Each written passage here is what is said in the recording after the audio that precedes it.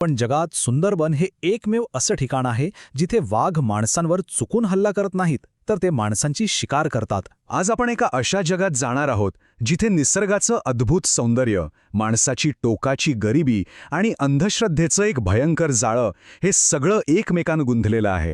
ही कहाणी आहे सुंदरबनच्या त्या स्त्रियांची ज्यांना जग वाघ विधवा म्हणून ओळखतं. ही कहाणी सुरू होते लोलिता बिस्वासपासून. तिच्या दुःखातूनच आपल्याला या समस्येची खरी खोली समजते.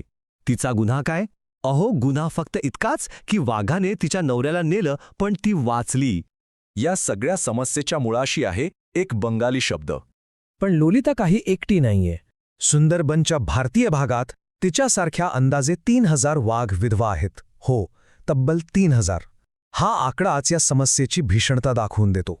पण हे सगळं घडतं तरी कुठे? चला त्या परिस्थितीचा थोडा आढावा घेऊया. सुंदरबनचं जंगल जेवढं सुंदर तितकंच किंबहुना त्याहूनही जास्त जीवघेणं. हे ऐकून धक्का बसेल, पण जगात सुंदरबन हे एकमेव असं ठिकाण आहे जिथे वाघ माणसांवर चुकून हल्ला करत नाहीत, तर ते माणसांची शिकार करतात. हो, शिकार.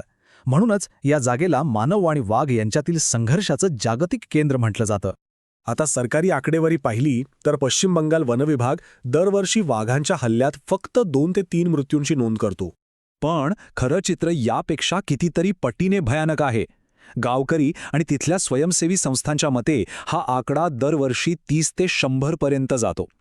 आता इतका फरक का? कारण अनेक मृत्यूंची नोंदच होत नाही. का?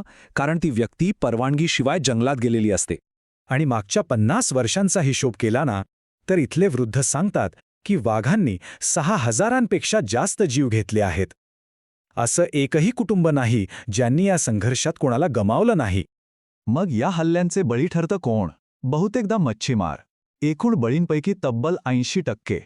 कारण गावात राहून त्यांना दिवसाला जेमतेम $3 मिळतात, पण जंगलातील एका धोकादायक सफरीचे $10 मिळू शकतात. पोटाची भूकच त्यांना अक्षरशः वाघांच्या जबड्यात ढकलते.